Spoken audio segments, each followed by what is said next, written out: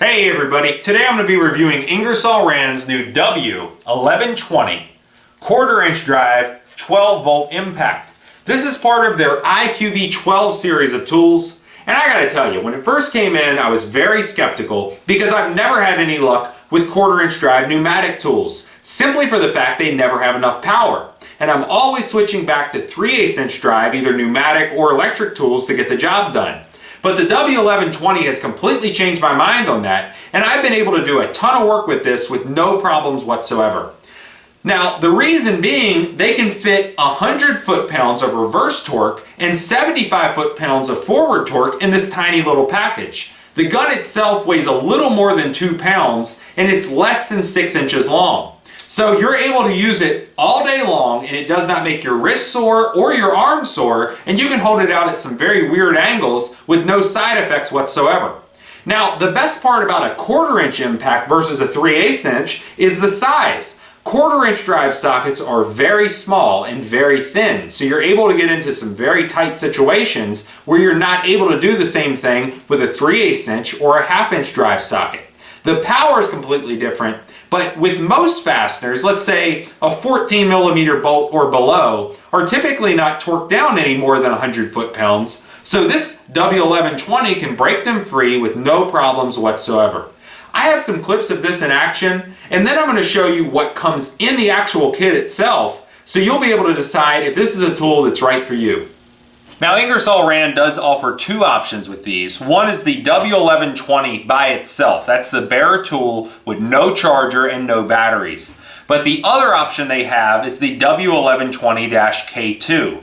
That's a kit that comes with the tool, 2 batteries, a charger, as well as a protective tool bag.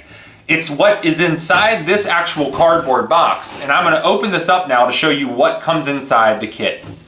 Inside the kit itself is going to be a user manual, which will cover the tool, the batteries, as well as the charger. So if you have any questions about how anything works, it's going to be covered in this manual.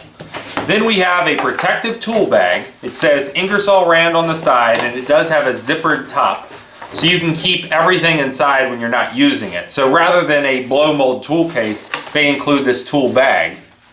And then inside we have a charger, which is for their 12-volt line of tools. It's very similar to the 20-volt charger, meaning that it has the same shape, but it's slightly smaller. And it does have that USB port right on the side of it. So you're able to plug a USB cable into this and charge your tablet or your cell phone, and you don't need to use an additional outlet.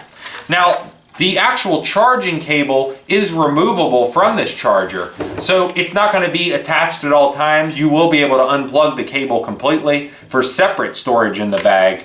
And then inside we also have the tool itself, the W1120, with 1 battery installed, and then we have the second battery right here.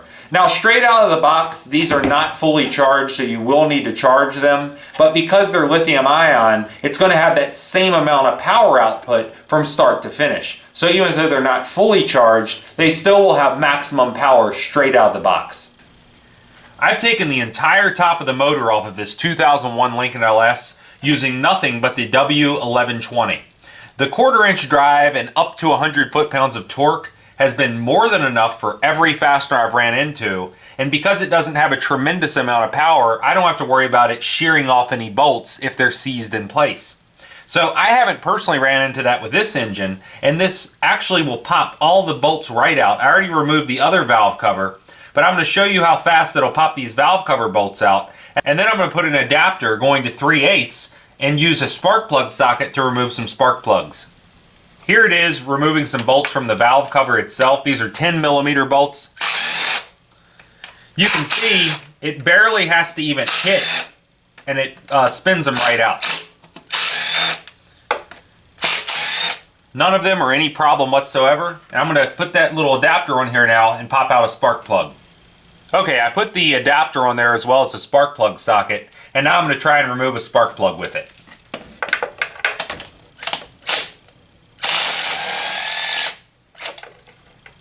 You can see it pops them right out of there with no problem. Okay, anybody that's ever worked on a Subaru engine knows how hard it is to get this particular bolt out. It is behind the driver's side axle, and it is what joins the transmission to the engine. This is underneath the starter. It's a 14mm bolt, and I'm going to use the W1120 with a small 2-inch extension and then a universal joint. And I'm going to stick this down here, and basically where there's almost no room to work and a 3/8 socket would not work, we're going to take the 14mm socket, place it right on that nut, and then we're going to back it right out with minimal effort.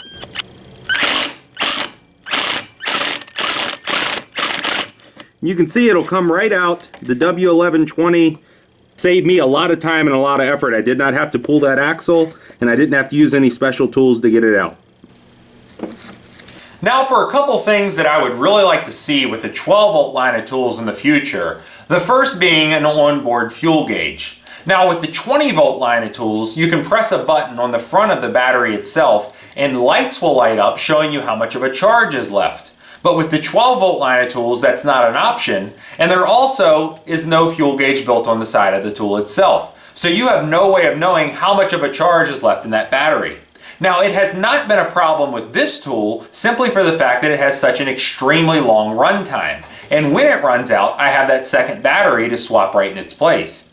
But in the future, I would really like to see that built into the tool so I'll know when I'm running low on a battery charge. And then the second suggestion that I have, or something that I would like to see in the future, are options for protective boots for these.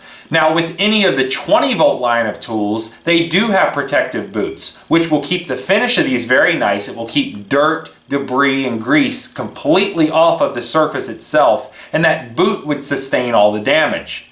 But really the only protection that the 12-volt line of tools has are these little rubber buffers built on the side. And while that will keep something off the work surface, it's still not going to keep the nose cone on the actual impact itself or any of the plastics from becoming scratched up or, covered in grease. So those two things are just two complaints or maybe suggestions that I would have with the 12-volt line of tools. But as far as the functionality goes, I have not had any problems at all.